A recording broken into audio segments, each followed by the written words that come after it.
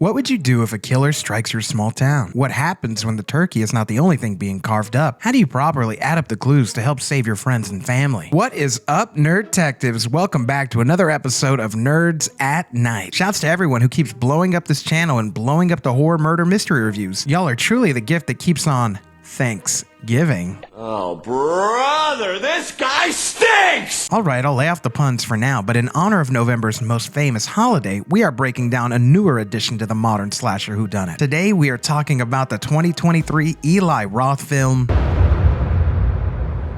In similar fashion to our Scream breakdowns, I want to prepare you to be able to pick up all the clues the movie is giving you and help you to be able to solve who the killer is before all is revealed at the end, because this year, there will be no leftovers! Now, before we get started, yes, this movie was based on the trailer from the 2007 Grindhouse collaboration between Robert Rodriguez and Quentin Tarantino. Now that we got that out of the way, let's move on. Let's first talk about the type of murder mystery we have in front of us, because while we know Thanksgiving is heavy on the slash vibes, it is still indeed a murder mystery. The thing with slasher murder mysteries as compared to traditional murder mysteries are really two big differences. The first being the murder or murders themselves. See, in most murder mysteries, we know a murder or many murders will occur, but often they're done off screen. However, in slashers, the emphasis is the murder itself, so gore and creative kills get style points with the audience. The second point is the importance of clues. In traditional murder mysteries, clues are very ripe for the picking for those who are keen enough to pay attention to them all. However, in slasher murder mysteries, there are clues, but there are slightly less of them, and instead, visual aids added by the director are present to help us crack this case. Additionally, more time is spent on red herrings to throw off the audience time and time again of who the killer could be. The good side of the trade-off with slasher murder mysteries is even though we're given less clues, many of the red herrings get killed off, so then the game of whodunit starts to become easier until you're left with a small handful of characters, one of which statistically is always our killer. Okay, you've been doing your homework there, about. So we know slasher murder mysteries are slightly different from traditional ones, and we know there are clues to be found. But how do we as Nerdtectives attempt to try and isolate these clues? Well, this is where we break out our handy-dandy rules for solving a murder mystery. And what are those rules, you might ask? Rule number 1, you gotta have suspects. Rule number 2, you gotta have clues. Rule number 3, you gotta have motivation. Rule number 4, you gotta have opportunity. And always rule number 5, you have to have red herrings. Now that we know the rules, let's dig into this movie and find every clue in Thanksgiving that this movie laid out in front of us to solve this mystery the whole time. Thanksgiving is an institution.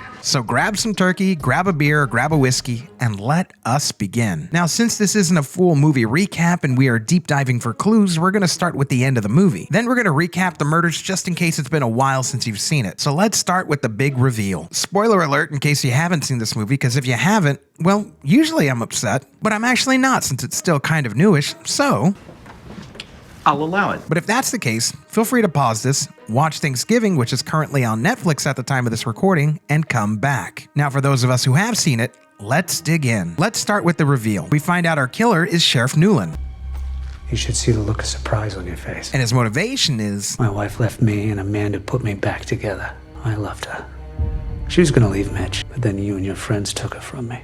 You took my family from me.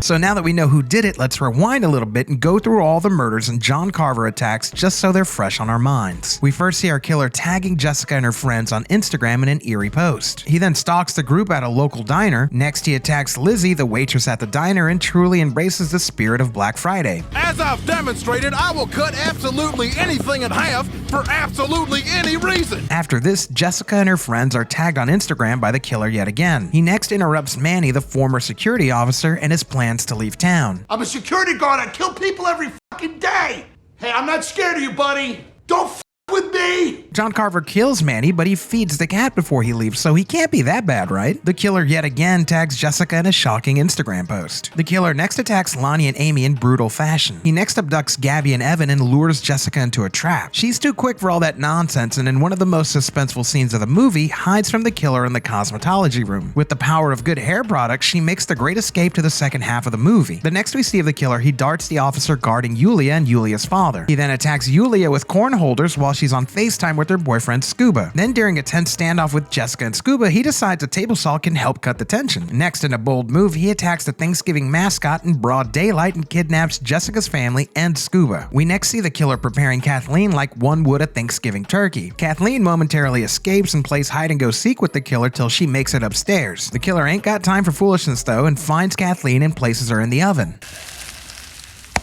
The killer then has our crew and Jessica's father over for dinner. He first offs Evan and partially explains the motivation, which is tied to the Black Friday incident from the year prior. Jess and Scuba end up escaping the rope restraints and attempt to flee from the nightmarish dinner. The killer chases after the duo and cuts Scuba on the arm and continues after Jessica in the woods. The killer chases hard and catches up to Jessica, but she escapes at the last second. Jessica makes it to civilization and finds Sheriff Newland laying in the street with the boo-boo on his head. She then sees someone going into the warehouse nearby. Jessica goes into the warehouse and we see the killer, and he reveals himself to be Bobby. Sheriff Newland comes to help Jessica, and after shooting at Bobby off screen, he calls for backup. The hunt for Bobby is on and the police have yet to track him down. Detective Chu informs Jessica all survivors from the fake dinner, including her father, were found and are in the hospital doing okay. Sheriff Newland offers to take Jessica to the hospital, and Jessica says she just wants a second to catch her breath before they go. Sheriff Newland returns and Jessica notices the sticker weed on his shoe, the same sticker weed from the woods Jessica was running through earlier that she was just picking off of her clothes. Once caught, Sheriff Newland reveals himself to be the killer. As he's about to kill Jessica, Bobby throws a hammer through the window and rescues her. Bobby and Jessica try to run away but are chased by the now axe-wielding sheriff. Bobby and Jessica manage to make it to Bobby's towing truck, but the sheriff ties the tow cable to the building. To solve the problem of the cable and the sheriff, Jessica uses a blunderbuss to blow up the inflatable turkey and the sheriff. This frees the cable, and Jessica and Bobby are finally able to escape and get medical treatment after the ordeal. Tell Ryan he's still a dick, even if he's not the killer.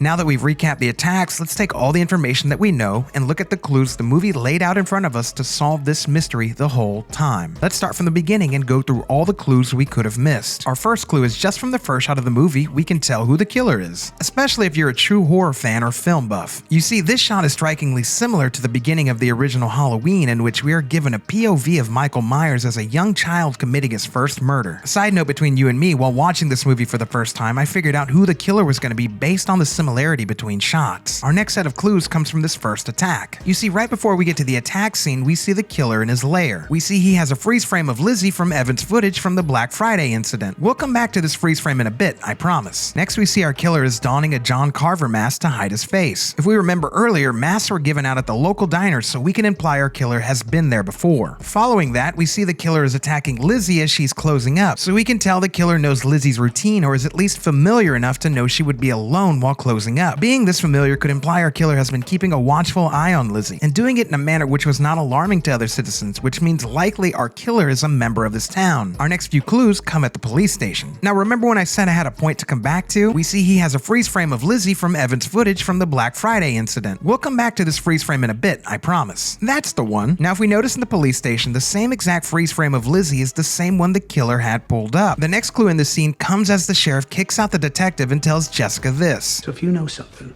anything that can help us with the information on that night, I promise I'll keep it between us. We'll come back to this as well. Our next clue is a small visual clue in this scene. This is new.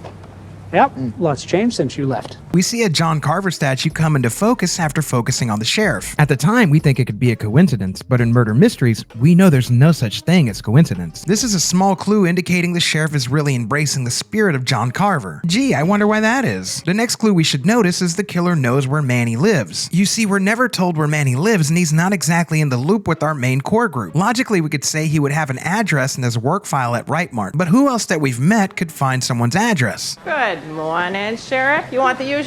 That's right. Cops, as we know, can look up people's addresses. Get a warrant if you don't believe me. Oh, Sheriff, you're looking mighty suspicious. Our next clue is quite telling in the moment and is especially noticeable once we know the reveal. Remember when I said we'd return to a point that I brought up earlier? So if you know something, anything that can help us with the information on that night, I promise I'll keep it between us. We'll come back to this as well. That's the one. You see, we know anything that Jessica tells the sheriff from this point on will be in private strictly between them. This indeed comes into play when every additional name Jessica gives from the Black Friday incident begins to get offed except for Ryan. Jessica, did Ryan ever mention to you that he knew Doug?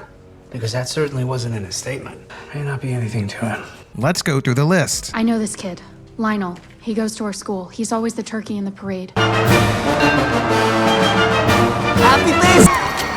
I know that guy. He goes to Hanover South. I think his name is Larry or Lonnie or something. I mean, she's probably a cheerleader. If we know Jessica is not the killer, who else would know this info? Well, Bobby is in the room as well, but Bobby seems to be more keen on duking it out with Ryan. Then we have Sheriff Newland, who we've seen with the creepy POV shot, was at the diner the masks were given out, and is trying to get more information under the table on the people involved in last year's Black Friday incident. Sheriff, you're making this too easy. In the next scene, we get an interesting clue. You see, we get a viewpoint of Evan in a very eerie way. We get a repeat of this shot once our core group is gathered in the cosmetology room. Even if this is not the killer's viewpoint in the moment, let's see who's standing outside of the cosmetology room. Turns out this is a very interesting visual clue, as this viewpoint is similar to the one from the beginning of the movie, and maybe indicating to us the killer may be a police officer. For our next clue, as we see Lonnie and his girlfriend getting attacked, we need to ask who can access the rival high school without ringing alarms. We know it can't be someone from our core group because they have beef with Hanover and a fight is guaranteed to happen on site. Fuck Hanover! Fuck Hanover! Fuck Hanover! So we know our killer would need to be someone who could pass through the town and the high school without raising suspicion. If it's not someone in our core group, who could sneak around the town unnoticed? Good morning, Sheriff. You want the usual? 2 cups today, Lizzie. Our next set of clues comes in the scene where Evan and Gabby are abducted. You see, prior to the scene, we see the sheriff talking to Jessica and Gabby and then walks away. We then see Jessica looking out the window, and even though we see officers, we don't see the sheriff. I wonder where he went. This lines up as we see he's back once the attack is over. There's also this question. Did you notice anything about it? He was dressed as a pilgrim, and he had a John Carver mask on. This may seem like an innocent question, but looking back, it's just the sheriff's way of making sure he's covering his tracks. Okay, just think. It's about the details. Small mistakes.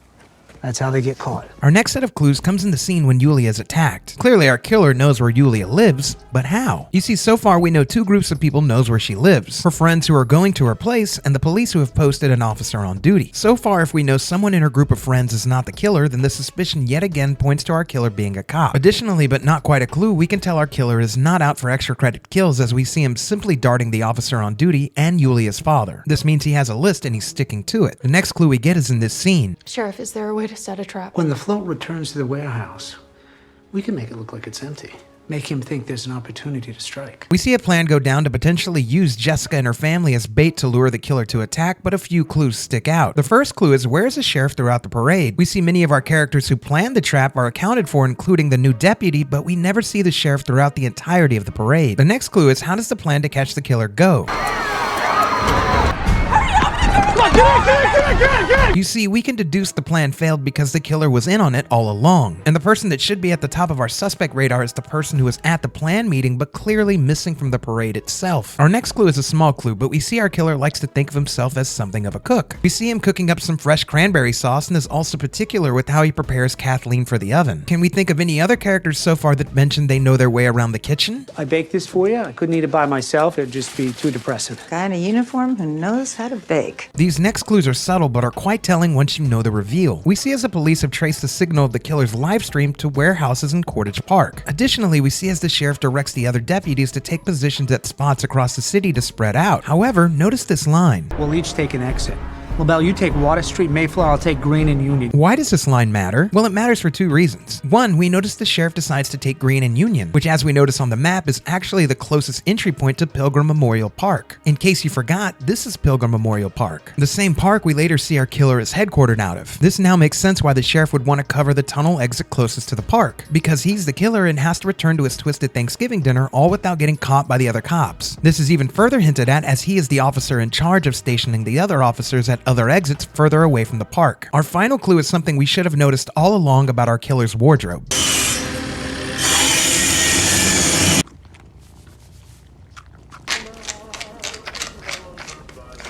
We notice our killer wears gloves, but who is also the only character we've seen repeatedly wear gloves. Stay calm, please!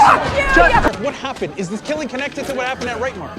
Can we get this pushed back a little bit? Back here. This place is gonna look empty, but I'm gonna be here, and this whole place will be crawling with officers, okay? While we notice the other officers are wearing gloves, we know they didn't have as much knowledge of people involved in the Black Friday incident from the year prior. And just when we think it's a coincidence the killer has gloves like the sheriff, notice this scene. You should see the look of surprise on your face. The sheriff had a clever plan going after the people he felt were directly responsible for killing his lover and unborn child. He was careful in his attacks and planned out a long game strategy to taunt Jessica and her friends until finally he was able to set up his own twisted version of Thanksgiving. For the sheriff, it was easy to get close to the victims given he had access to the resources of the sheriff's department at his disposal. And he could also throw other officers off of his scent by planting fake evidence, and also by directing the police force away from his actual hideout. His moves were calculated, but what he didn't plan for were the small details betraying him and giving him away before his plan for revenge was complete. It's like fumbling on the 1 yard line. It's almost funny if you really think about it. And that, my fellow Nerdtectives, were all the clues you missed in Thanksgiving. Ladies and gentlemen, another satisfied customer.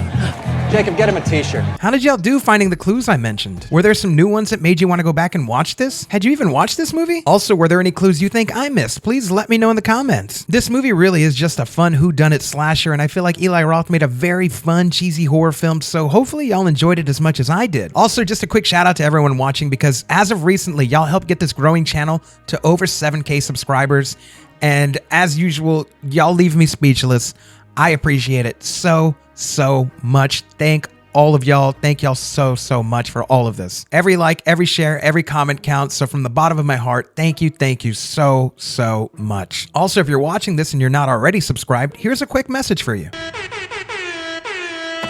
Feel free to also follow our team's other channels, including the Drunk Banthas and 9 Nerd Yards, which is the channel we started from as a team. Also, if you're still interneting after all that, you can follow me at Money Blake, whether on Facebook, Instagram, Twitter, and Snapchat. I would be super stoked to hear from all of y'all. Per usual, this has been another fun ride with y'all, but for now, I'm back to the Nerd Cave to continue to work on Scream 3. In the meantime, though, I want y'all to have an amazing Thanksgiving, however you choose to spend it, and just know I am definitely very thankful for each and every single one of y'all. Well, from what I've been hearing about the turnout, it is going to be a very happy Thanksgiving. So remember, whether it's morning, evening, afternoon, whatever time you want to listen to this, I do appreciate ya, and until the next case, I will see ya. Peace.